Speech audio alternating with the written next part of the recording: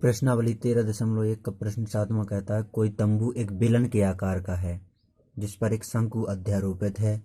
यदि बेलनाकार भाग की ऊंचाई और व्यास क्रमशः 2.1 मीटर और 4 मीटर हैं तथा शंकु की तिर्यक ऊंचाई 2.8 मीटर है, तो इस तंबू को बनाने में प्रयुक्त कैनवस का क्षेत्रफल ज्ञात कीजिए। साथ ही 500 रुपये प्रति मीटर स्क्वायर की दर से इसमें प्रयुक्त कैनवस की लागत ज्ञात कीजिए।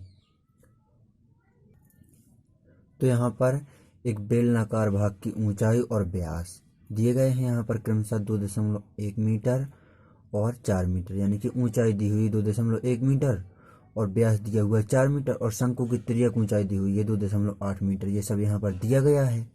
इसमें तंबू को बनाने में प्रयुक्त कैनवस का क्षेत्रफल यानी कि तंबू का पृष्ठीय क्षेत्रफल ज्ञात करना है और जो पृष्ठीय क्षेत्रफल आएगा उसका गुणा 500 में कर देना है। तो यहाँ पर कैनवस की लागत आ जाएगी। तो यहाँ पर दिया है, तो यहाँ पर बेलन की ऊंचाई, यहाँ पर बेलन की ऊंचाई 2.1 मीटर दी हुई है h बराबर, और इसका व्यास दिया हुआ है 4 मीटर। तो इसका बेलन का व्यास 4 मीटर, तो त्रिज्या हो जाएगी आधी व्यास की, तो त्रिज्या हो जाएगी 2 मीटर। और यहाँ पर शंकु की तिर्यक ऊंचाई l बराबर दी हुई है 2.8 मीटर, यहाँ पे ये दी हुई है। अब यहाँ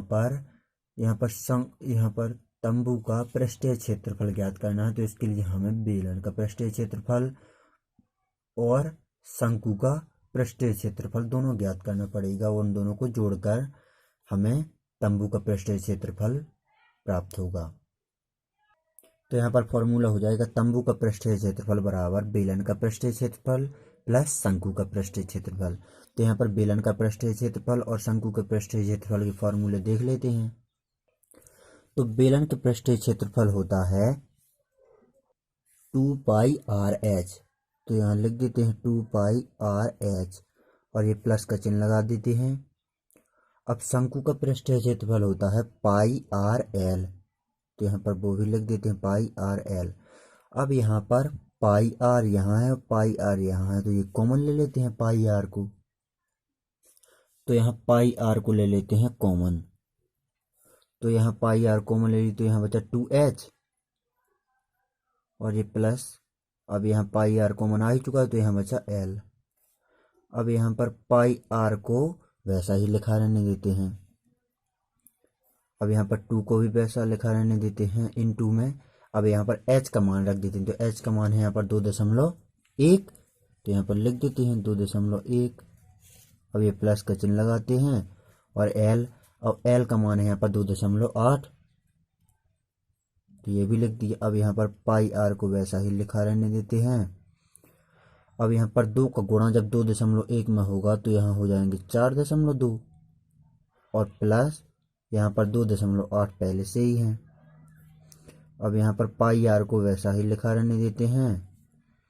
अब यहाँ पर इन दोनों को टोटल करेंगे 4.2 को और 2.8 को, तो ये हो जाएगा 7। अब यहाँ पर पाई और आर के मान रख देते हैं। तो पाई का मान होता है 22/7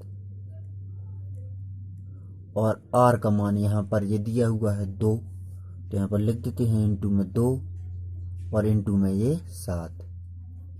तो यहाँ पर इस 7 से ये 7 कैंसिल हो जाएगा। यहाँ बचा 22 गुणा 2, यानी कि 22 का गुणा 2 में होगा तो आ जाएंगे 44। तो यहाँ पर तंबू का पृष्ठीय क्षेत्रफल आ गया 44 मीटर स्क्वायर। ये हमारा एक आंसर तो आ गया।